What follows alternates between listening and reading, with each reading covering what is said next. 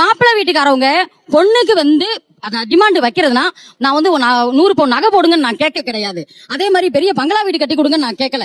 ஏதோ உங்களால முடிஞ்ச ஒரு அவுட்டர் 2 சென்ட் நிலம் கூட பொண்ணு பேர்ல எழுதி வச்சுட்டு நீங்க கல்யாணம் பண்ணிக்கங்க. எதுக்கு பொண்ணு பேர் எழுதி வைக்கணும்? நாளைக்கு அவங்க 2 பேருக்குள்ள வந்து மன ஒற்றுமை இல்லங்கிற பயத்துல ஏதோ டைவர்ஸ் ஆகி பிரியறதுக்கு ஒரு வாய்ப்பு இல்ல. இன்னைக்கு இருக்கிறவங்க நாளைக்கு இல்லாம கூட போகலாம்.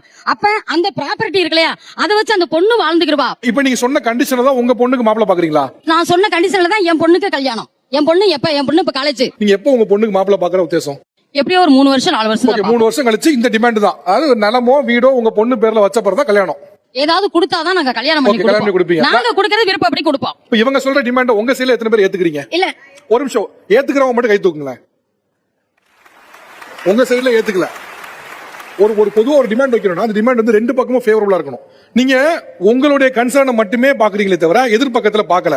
இப்போ ஒரு வேளை கல்யாணங்க பேர்ல வந்து நம்ம வீட்டையோ நிலத்தையோ வாங்க தான் வந்திருக்காங்களோ அப்படிங்கிற பயம் ஏன் வரக்கூடாது உங்களுக்கு?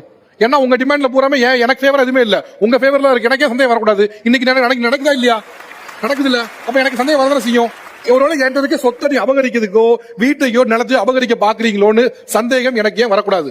நாளைக்கு உங்க நன்மைக்காக தான் சொல்றேன். இல்ல, நீங்க ஆக்சுவலா முற்போக்கா பேசுவதாக நினைத்து நீங்க என்ன பண்றீங்கன்னா உங்களுக்கு ஃபேவரான விஷயத்தை தான் பேசுறீங்க. ஆமா, நீங்க நாளைக்கு உங்களுக்கு ஒரு பையன் இருந்து ஒருத்தன் வந்து இது மாதிரி வந்து உங்ககிட்ட 2 சென்ட் முன்னாடி எழுதி கொடுத்தாலும் கல்யாணம் பண்ணுவேன்னா இது வந்து கார்பரேட் டீல் இல்ல.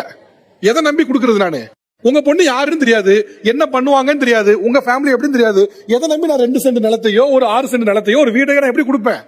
உங்க சைடுல கூட உங்களுக்கு சப்போர்ட் வர காரணம் என்னன்னா உங்க டிமாண்ட் நியாயமானதா இல்ல, டிமாண்ட் பொதுவா இருக்கணும். மாப்பிள்ளை வீட்டுக்காரவங்க பொண்ணுக்கு வந்து டிமாண்ட் வைக்கிறதுனா நான் வந்து 100 பவுன் நகை போடுங்கன்னு நான் கேட்க கிடையாது. அதே மாதிரி பெரிய பங்களா வீடு கட்டி கொடுங்கன்னு நான் கேட்கல. ஏதோ உங்களால முடிஞ்ச ஒரு அவுட்டர் 2 சென்ட் நிலம் கூட பொண்ணு பேர்ல எழுதி வச்சுட்டு நீங்க கல்யாணம் பண்ணிக்கங்க. எதுக்கு பொண்ணு பேர் எழுதி வைக்கணும்? நாளைக்கு அவங்க 2 பேருக்குள்ள வந்து மன ஒற்றுமை இல்லங்கிற பயத்துல ஏதோ டைவர்ஸ் ஆகி பிரியறதுக்கு ஒரு வாய்ப்பு இல்ல. இன்னைக்கு இருக்கிறவங்க நாளைக்கு இல்லாம கூட போகலாம். அப்ப அந்த ப்ராப்பர்ட்டி இருக்குல்லையா, அதை வச்சு அந்த பொண்ணு வாழ்ந்துக்கிறவா. இப்ப நீங்க சொன்ன கண்டிஷன்ல தான் உங்க பொண்ணுக்கு மாப்பிள்ளை பாக்குறீங்களா? நான் சொன்ன கண்டிஷன்ல தான் என் பொண்ணுக்கு கல்யாணம். என் பொண்ணு காலேஜ். நீங்க எப்போ உங்க பொண்ணுக்கு மாப்பிள்ளை பாக்குற உத்தேசம்? எப்படியோ ஒரு 3 வருஷம் 4 வருஷம். 3 வருஷம் கழிச்சு இந்த டிமாண்ட் தான். அதாவது நிலமோ வீடோ உங்க பொண்ணு பேர்ல வச்ச பிறகு கல்யாணம். ஏதாவது கொடுத்தாதான் நாங்க கல்யாணம் பண்ணி கொடுப்போம். நாங்க கொடுக்கறது விருப்பம் அப்படி கொடுப்போம். இவங்க சொல்ற டிமாண்ட் உங்க சைடுல எத்தனை பேர் ஏத்துக்கிறீங்க? இல்ல ஒரு நிமிஷம், ஏத்துக்கிறவங்க மட்டும் கை தூக்குங்களேன். உங்க சைடுல ஏத்துக்கல.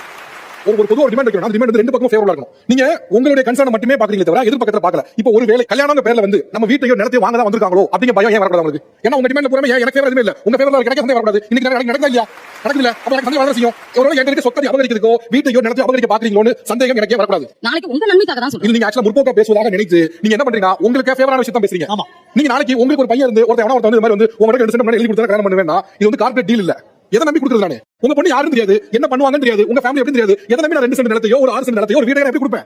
உங்க சைடுல கூட உங்களுக்கு சப்போர்ட் வர காரணம் என்னன்னா உங்க டிமாண்ட் நியாயமானதா இல்ல, டிமாண்ட் பொதுவா இருக்கணும்.